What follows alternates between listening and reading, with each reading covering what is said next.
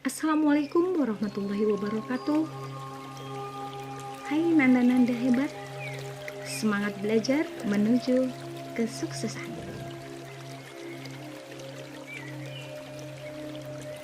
Kunci sukses menuju ujian sekolah oleh Misda Asmayanti SSN, Guru SMP Negeri 215 Jakarta. Baik anak-anak cerdas Indonesia, kita masuk ke pokok pembahasan yaitu kupas tuntas kisi-kisi ujian sekolah seni tari tahun 2021. Mari kita mulai. Indikator 1. Disajikan pernyataan peserta didik dapat mendeskripsikan gerak tari. Nah, anak-anak di sini yang harus kamu perhatikan adalah gerak tari.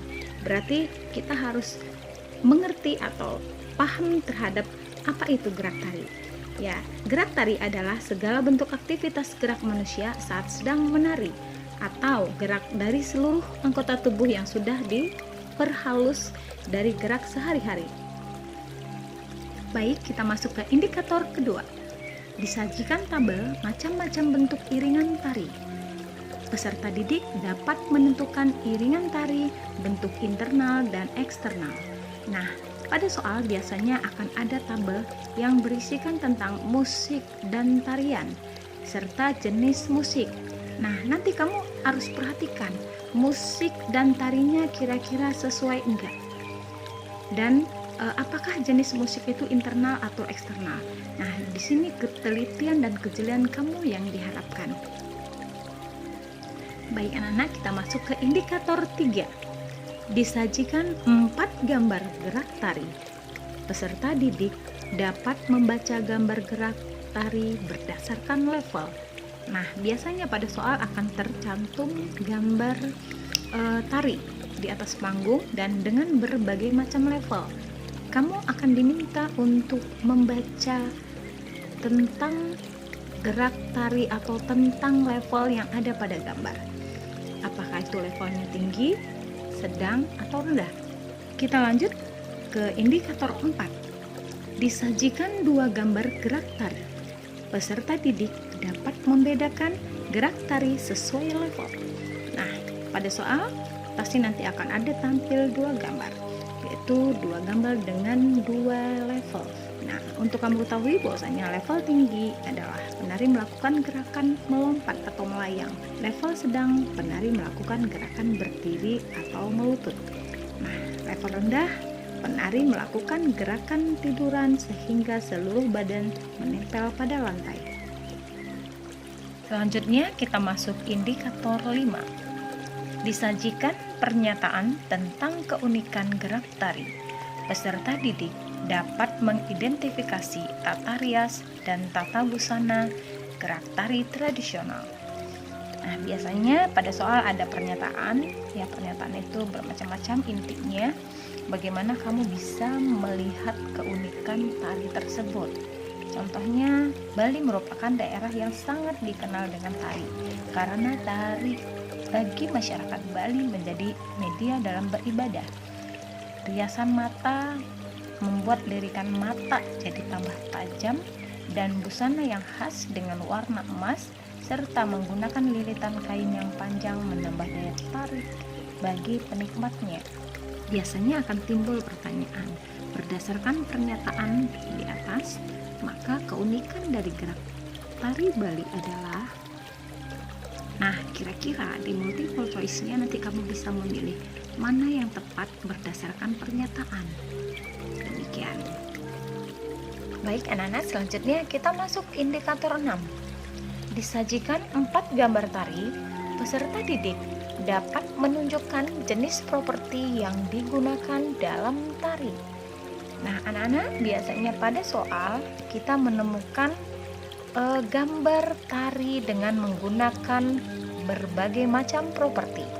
Nah, di situ akan ditanyakan berdasarkan urutan properti yang ada pada gambar, maka 1, misalnya nih, kipas, piring, tongkat, payung. 2, payung, tongkat, piring, kipas.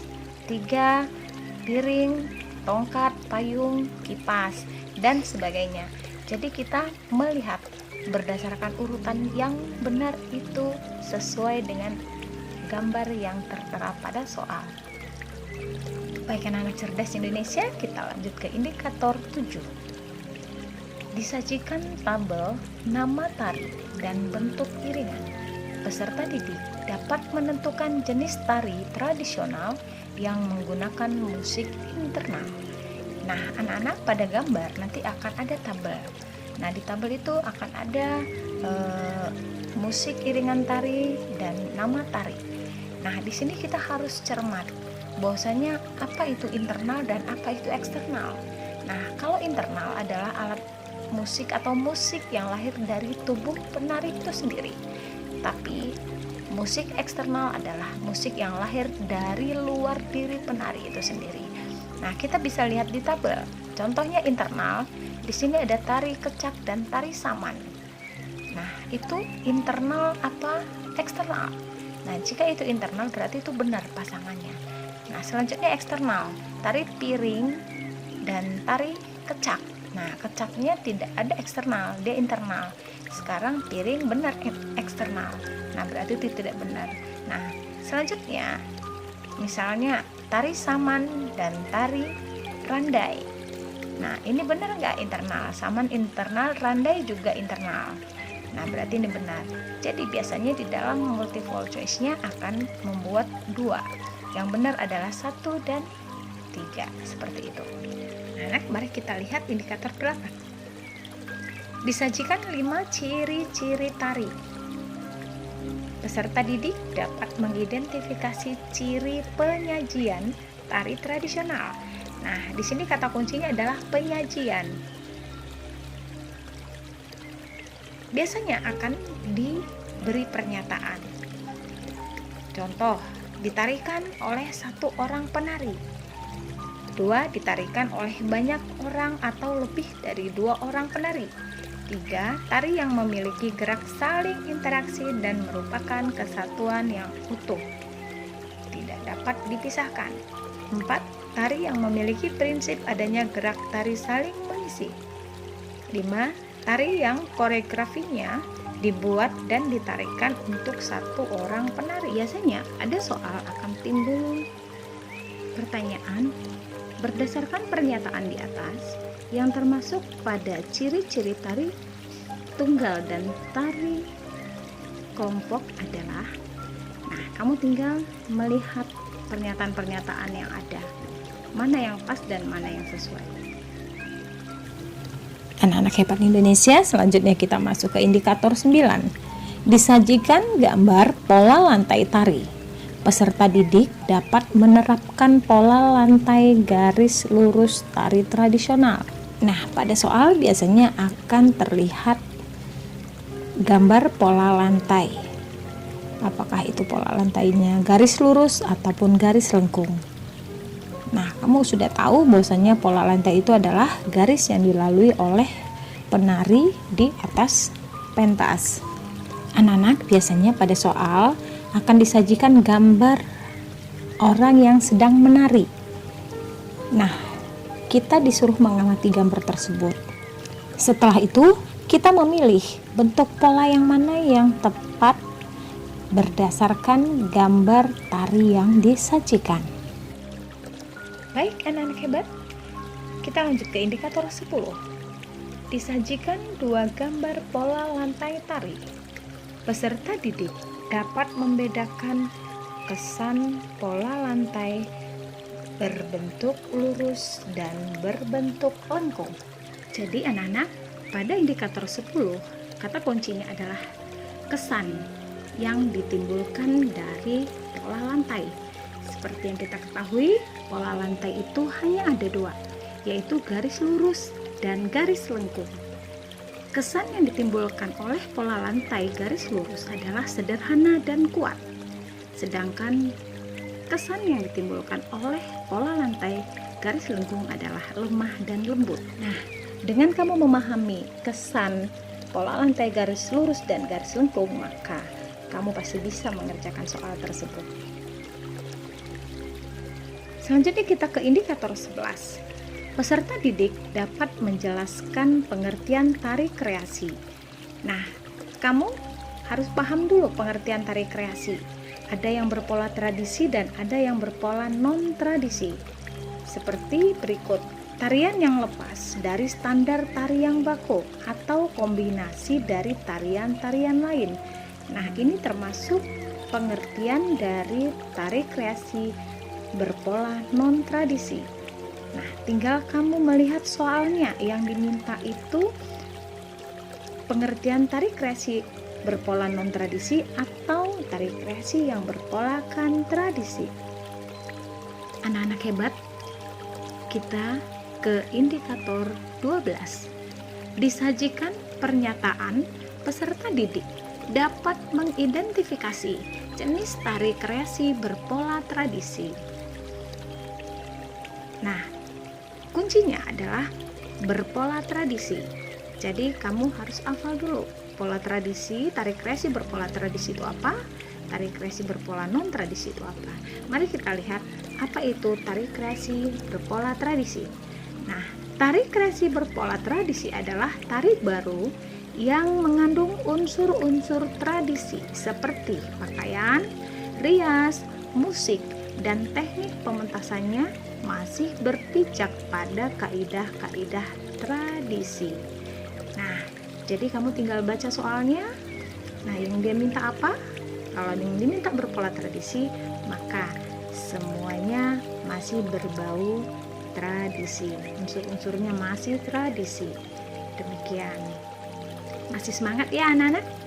Kita ke indikator 13. Disajikan 4 gambar tari.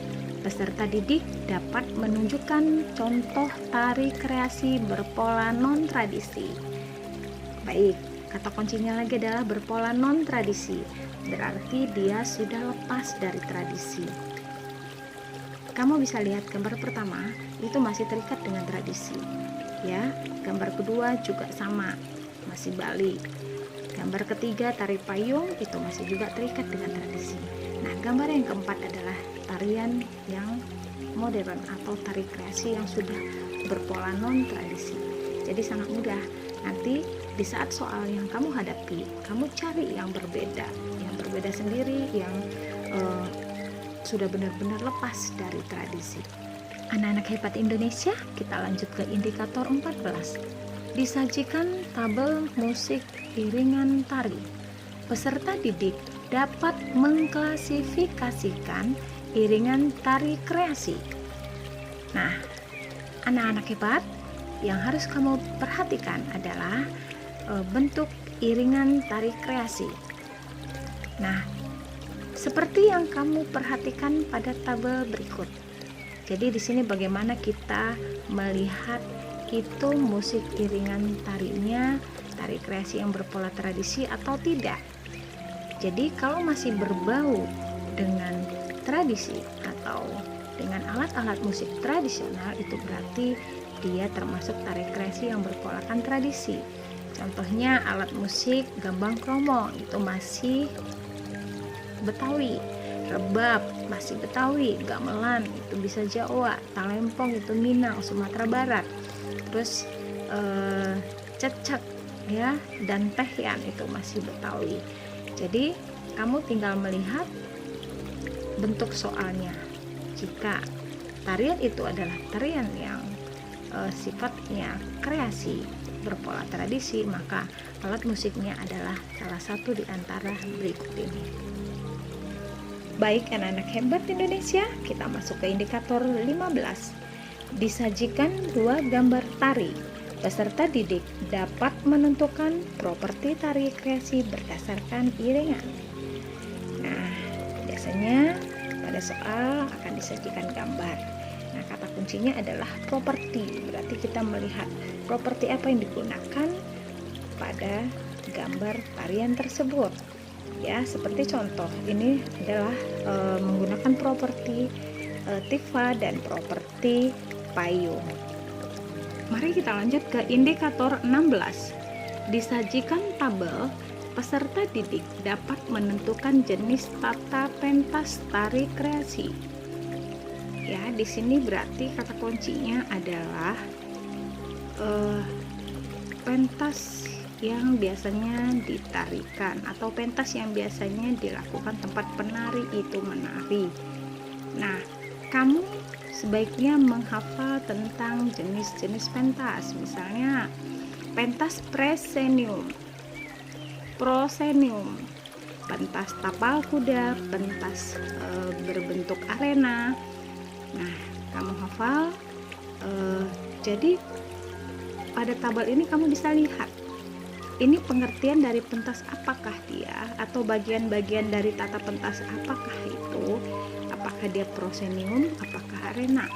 Saya akan jelaskan sedikit tentang pentas secara umum ya, yang simpel aja.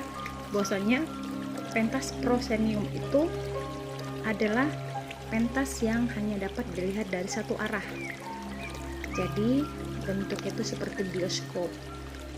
Nah, jarak antara penari dan penonton itu mempunyai jarak yang lumayan jauh ya.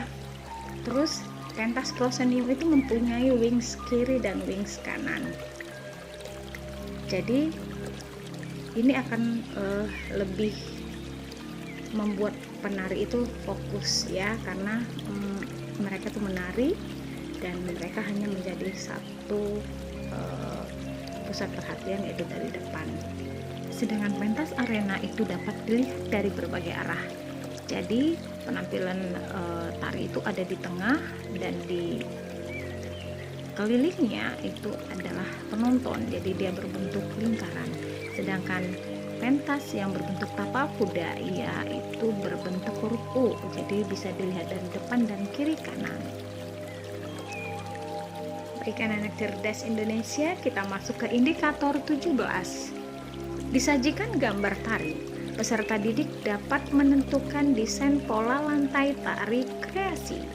Nah, di sini kata kuncinya adalah bagaimana kamu bisa melihat gambar itu dan menetapkan bentuk pola lantainya.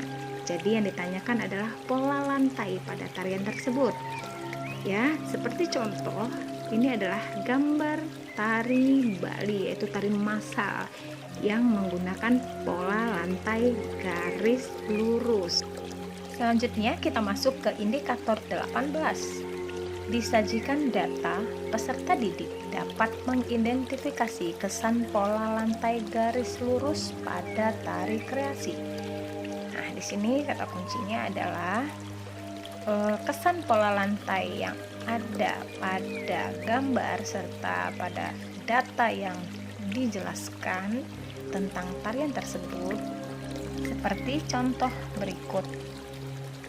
Disajikan penampilan tari dengan bertemakan pahlawan yang menggunakan tongkat sebagai properti. Gerakan gesit dan tangkas penari dalam bermain tongkat didukung dengan nuansa musik yang mencekam. Maka biasanya akan timbul soal seperti ini. Berdasarkan data di atas dan gambar pola lantai, maka kesan yang ditimbulkan oleh pola lantai garis lurus adalah sederhana dan kuat.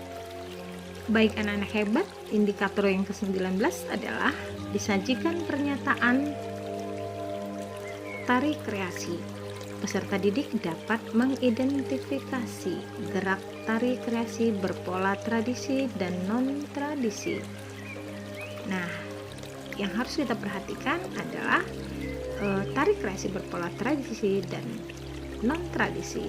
Kita tahu dulu apa itu tari kreasi berpola tradisi, yaitu tari baru yang mengandung unsur-unsur tradisi seperti pakaian, rias, musik, dan teknik pementasannya masih berpijak pada kaidah-kaidah tradisi. Nah, sedangkan tari kreasi berpolakan non-tradisi adalah tarian baru yang melepaskan semua pola tradisi seperti pakaian, rias, musik, maupun teknik pementasannya. Nah, jadi pada soal kita tinggal menyimak kemana arah soalnya, apakah ke arah pola tradisi atau non tradisi. Jadi di sini diperlukan kematangan kamu dalam memahami soal-soal yang disiapkan. Anak-anak cerdas Indonesia, kita masuk ke indikator terakhir, yaitu indikator ke-20. Disajikan pernyataan, peserta didik dapat membedakan pola lantai dengan iringan pada tari kreasi dan tari tradisional. Nah, di sini kita bisa lihat bahwasanya seperti pernyataan berikut. 1. Pola lantai yang digunakan sederhana, hanya 1 atau 2 perpindahan. 2. Gerakannya berulang. 3. Iringan yang digunakan memiliki kesan dramatis dan bervariasi. 4. Pola lantai yang digunakan bervariasi. 5. Gerakannya bervariasi mengadopsi dari gerak tari modern atau tradisi. 6. Iringan yang digunakan sederhana dan monoton. Nah, nanti kita bisa jadi menemui soal seperti berikut ini. Berdasarkan pernyataan, pola lantai dan iringan pada tari tradisional terdapat pada nomor. Nah, kita melihat dengan seksama. Biasanya yang namanya tradisional itu pasti lebih sederhana dan musiknya monoton dan biasanya geraknya berulang-ulang. Nah, anak-anak cerdas Indonesia, demikian pembahasan kita tentang indikator yang bakal kamu temui pada ujian sekolah nantinya. Semoga apa yang kita bahas hari ini, apa yang kita baca hari ini bisa membantu dan meringankan kamu dalam mengerjakan soal. Demikian Ibu akhiri dengan wabillahi taufiq wal hidayah. Wassalamualaikum warahmatullahi wabarakatuh. Salam sukses dan tetap semangat dalam menghadapi ujian sekolah. Ingat, jangan lupa jaga kesehatan.